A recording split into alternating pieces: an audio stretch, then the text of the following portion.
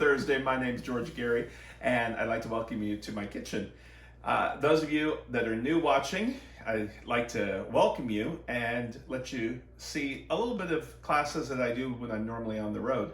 And we are staying home in Southern California right now. They've opened up a few little things here and there, and I understand tomorrow is the nail salons. So we'll see what happens there. Every day they keep doing something different opening. But I've been teaching for so many years, since the 80s, and I have a number of books out, all on different things. And I don't have this in any of the books tonight. What we're doing is a Danish dough that we'll be making into some breakfast Danish. And before I keep going, I'd like to help me welcome Neil, our photographer, and you get to see him. I don't let him out in front of the camera until tomorrow. So tomorrow's Friday, he gets to partake in a beverage, adult beverage. So next week I'll be doing the Tampa show in NBC Tampa, and I'll let everybody know about that if you're in the Tampa area. And I'll be doing it remotely from here. Normally I go to Tampa to do the show, but I'm not. Same thing with San Diego, down in San Diego at the CBS station. That's my home station that I do a lot of stuff at. So first we have to make, and all the recipes are on my website, and they'll be up a little later. The Danish dough, we need to make a sponge for yeast. And what it is, I buy a big bag of yeast, and I don't know what it is. When this started out, everybody started buying yeast, and I love it that people are baking, but I could not find flour or yeast. And in fact, I mail ordered flour, and it finally came 2 months later. So here's the yeast in one of those big packages. I just put it into a jar. I put the date on it, and it lasts about 1.5 years, and I keep it in the freezer. So this was 6/20 is when I did it. So here's our yeast. We've got sugar, a little bit of flour, and some warm water. And the warm water is about 120 degrees. It's not hot from your tap. If it's too hot, it'll cook the yeast. But you'll be able to, if you can put your finger in it for a few minutes, you're gonna be okay. So this will make our slurry. And this, once I get this all blended, I normally put a piece of plastic on it. And it's kind of lumpy right now. So also, if you already have a sourdough starter, which a lot of people have, you can use that. And you would use a full cup of sourdough starter, and this would be a sourdough Danish dough. But that is what we do. We're gonna put a little plastic wrap on that and let it sit for 15 minutes, and then we'll be back. Okay, like I said, 15 minutes, you can see it's fogging up. Throw a little plastic wrap on. Now, I cannot stand to wash my dishes. In fact, I laugh every time I think of, when I was in culinary school, everybody's name was in a hat, and you got a certain job for 2 weeks. And it was being in the cookie department, the cake department, things like that, and you would rotate. Well, one department was washing the dishes. Well, I was pretty smart. I took my name out of the hat, so I didn't have to wash the dishes. And about a month before culinary school was over for the season, somebody said, "George has never washed dishes." And I just didn't say a word, and somebody else said, "Oh yeah, he did it about 3 weeks ago." And I didn't say a word, so I didn't lie. But I thought, if you're stupid enough not to take your name out of the hat, then you don't get called on. So the reason for this little story is we're going to be doing the Danish dough, and it cleans the bowl really well. But while I'm waiting the 15 minutes, I might as well make my filling, the cream cheese filling, which is cream cheese, an egg, and some granulated sugar. And then I've got some raspberry jam that I made and some blackberries, or strawberry. I made this a couple weeks ago and did blackberry and a strawberry one that was really good. So we want the cream cheese to be room temperature. So after I take this out of the mixing bowl, I can start my next recipe. I don't have to worry about cleaning the bowl. When we work in bakeries, we don't wash the bowl till the very end of the day. So what it is, think about when you're making cookies. Most people will only make one batch of one cookie and that's it. But if you have a couple days, what you do is you make the cookies in flavor order. So you do a butter cookie first, and then you might do a lemon cookie, and then a a chocolate chip, but before the chocolate chip. So you go in flavor order to where if there's a little lemon left over, the butter cookie has no flavor except butter. So then the lemon cookie, and then the snickerdoodle cookie. I'm going in order: butter, then the snickerdoodle after, and then butter, lemon, snickerdoodle. Then you can do chocolate chip. Then you can do peanut butter. And then you can do brownies. So see how I'm going? The same thing with cakes. When we would do cakes at Disney, we would start with the white cake, then the lemon cake, carrot cake, chocolate cake, and then the brownies. Brownies are always last. So that's how you do it. Same thing at home. If you're going to be doing cookies at the holiday time, think of the flavors. If there's a little bit of lemon in the chocolate chip, it'll be fine. But if there's brownie in the lemon, then it's not good. So that's how you want to go with it. So we take our cream cheese and our sugar and our egg, throw that in there, and we blend that up. I have a question. Yes. Where would red velvet cake go in that list? Before the chocolate? That would go, yeah, it could be before the chocolate.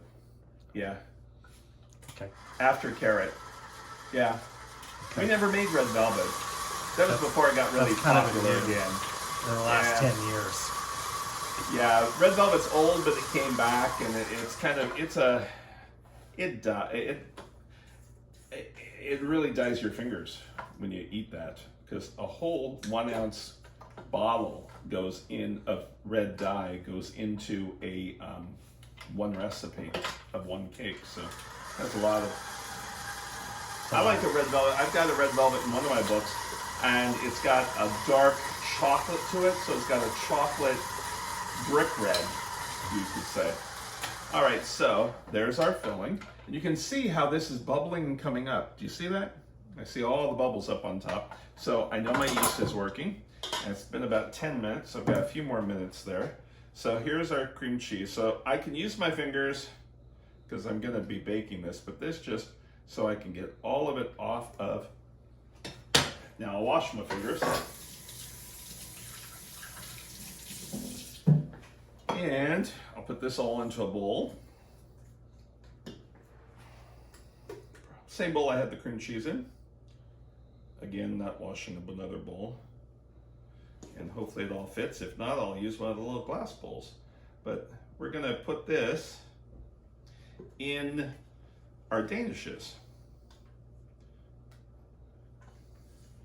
And we'll try to clean up as much as we can. If there's a little bit, it's okay, because it's fine. Me? No, you're pretty funny sometimes, you know. Yeah, you come out with some stuff. You try. All right, so what we have is our cream cheese. We'll put this off to the side with our raspberry. And what we have is we've got yogurt or sour cream.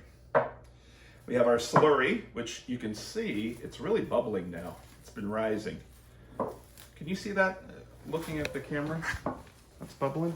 There are little bubbles in there. And then we've got butter that's room temperature. We've got salt, eggs, granulated sugar, a couple things of vanilla extract. Let me put that in the egg so I don't forget it. And I do this when I cook or I create recipes at home. I'll take all my ingredients and put it out. I might not measure everything, but I'll put it all in a row and I'll push it away if I've used it. And if I haven't used it, then I realize I messed up. So what we're gonna do first is test your butter. Make sure the butter's soft, so it's soft. If it wasn't soft like that, you'd wanna let it sit for a minute. So we're gonna put our butter in.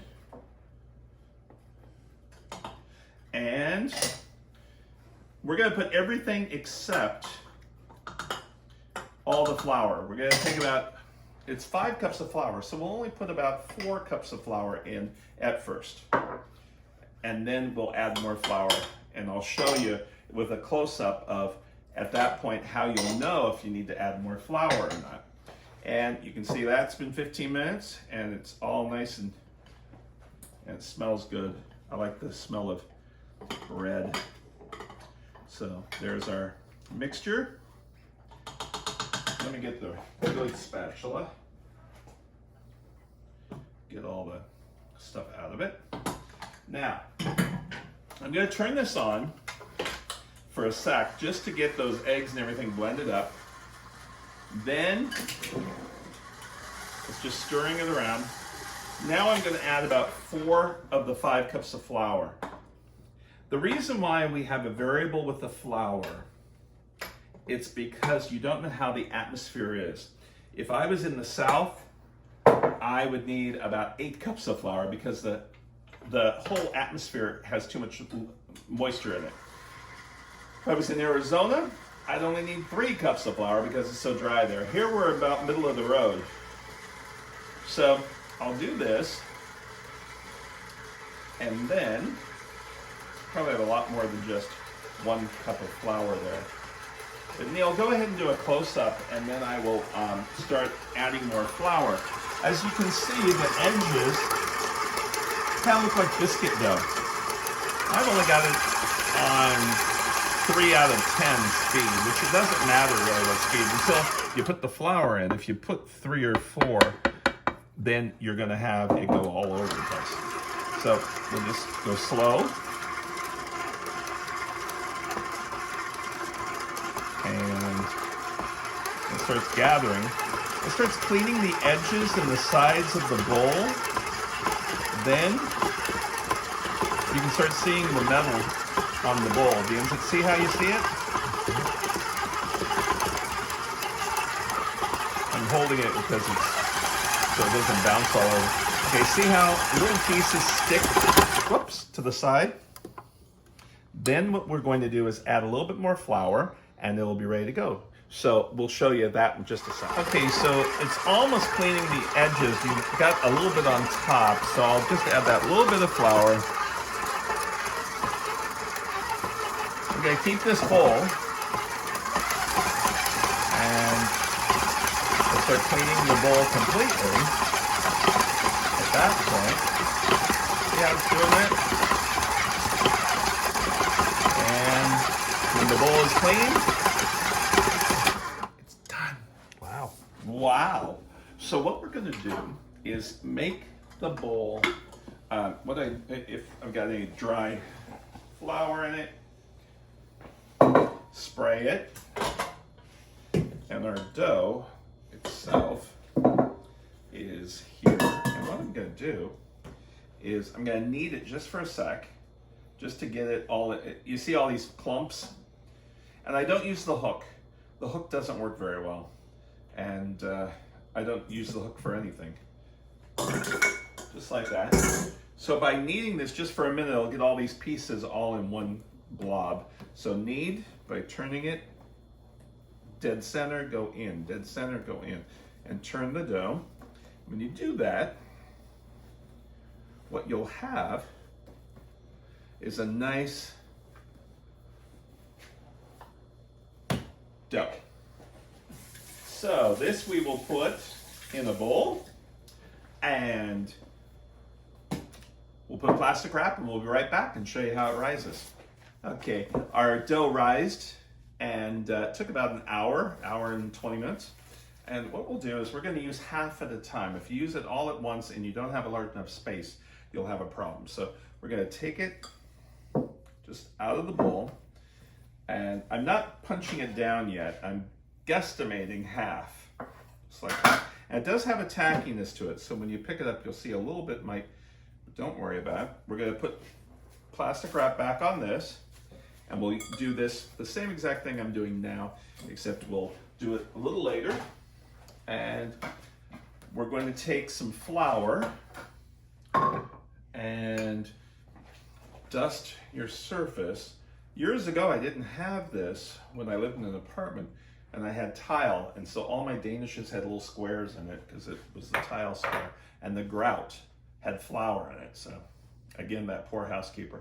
I use a French tapered rolling pin. I don't have any with handles, because the ones with handles, and they do carry large ones that are for bakeries, but those handles are so big and that whole rolling pin is too heavy, and these are inexpensive. And I just put a little flour on that, and the taper, you can work with it a lot easier. And you also when you have the handles, a normal rolling pin is only 8.5 inches, and it's not big enough, and you get all these lines. So anyway, here we go with our dough. We're gonna try to keep it into a nice rectangle. Okay, a little bit of flour on top just so it doesn't stick. And I'm gonna roll it out and try to keep it in that rectangle, like I said. And I tell you the exact dimensions, and you can, sometimes the dough does not want to work with you. So don't worry. And it's alive. You can see it coming back at you. Just like that. Try to keep it as square as possible. And you want it to be even.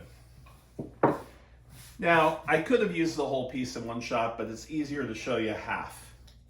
So now what we're going to do is take a brush that's clean and just brush the flour off. And then we're going to take some butter and brush the whole thing lightly with a light coating of butter. Not a whole lot. This is part of the technique part that isn't really explained in the recipe because it's kind of hard to explain the whole thing. Just like that. Then we're going to take some cinnamon and sugar and sprinkle it all on top. Just a light coating of cinnamon and sugar. Except this end part, I'm not putting a whole lot there. Now what we're going to do is fold it in half. Just like that. Now we have a little extra here, and you're going to use this. Smash it. A little piece just so it's even. And you're going to make about 1/2 inch cuts. Now the reason why I'm using the blade of a pizza wheel is because a knife will rip the dough, and we don't want that. Sometimes I'll go from top to bottom, bottom to top, just so the dough doesn't change too much. But we'll do this all the way down, and then you get to have fun. So now what we're going to do is take one, go like this. That one didn't stretch all the way. And you're going to twirl it. And then twist it into a circle. So we'll do another one. You stretch it out a little bit. Twist it. You can keep it like that and bake it like that and make cinnamon straws, or you can make little danishes, and that's what we're going to do because we're going to put a little bit of cream cheese in each one when we bake it. So we'll do that. So let me do all these and then we'll be right back.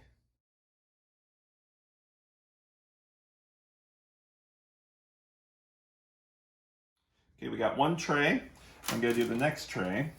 So stretch it out like I said, twirl it, and then when you put it on the tray itself, you roll it, and you want to make sure you put the tail underneath. So I'll do it again. Stretch, twirl, roll, and put the tail underneath. So now what we'll do is we'll roll out one more for the other half, and then we'll do half of them raspberry and half of the cheese.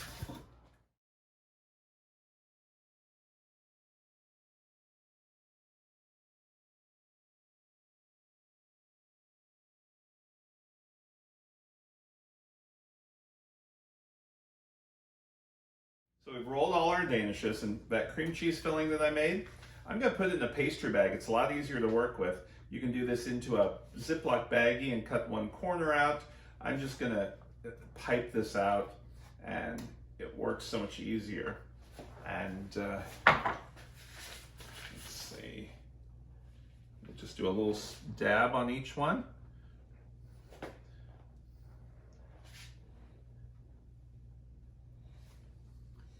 And there is our cream cheese Danish, and then we'll do a dab of raspberry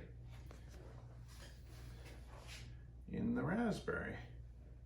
Or maybe I'm making all cheese. Nah, I'll stop and go to raspberry. So when you do the raspberry, just want a little bit, like a half a teaspoon. You're going to use your finger to do that. Or you can use a pastry bag. Just like that. On top. And you can do any type of preserves or a, well, let me get another spoon. It's easier to do it that way.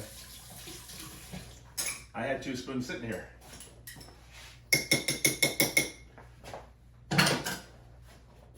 So this will be easier. So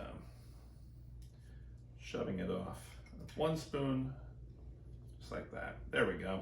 Perfect. And we will put this in the oven, and we'll be back when they're done. All right, we've got our filling on each one, and we're gonna let them sit for about 10 minutes before we put them in the oven. They'll rise just a little bit more. Let's say you want chocolate, you can add some chocolate in the cream cheese filling, or you want nuts. When I sprinkled the sugar and cinnamon on it before I folded it in half, you can put chocolate chips into that, and you can put some pecans chopped up really fine, and that works really well too. So we'll be back when these come out of the oven. Okay, our Danish came out of the oven, and I took just a little bit of powdered sugar and some hot water and made a very thick icing just to glaze it a little bit. So there's our icing and our Danishes, the cream cheese and the berry, and there we've got, Neil's gonna do a close-up, and they're very light, and you'll probably need about 5 per person. Anyway, I'd like to thank you so much for joining us today, and have a great day. We'll see you tomorrow on Friday. Take care. Have a good one.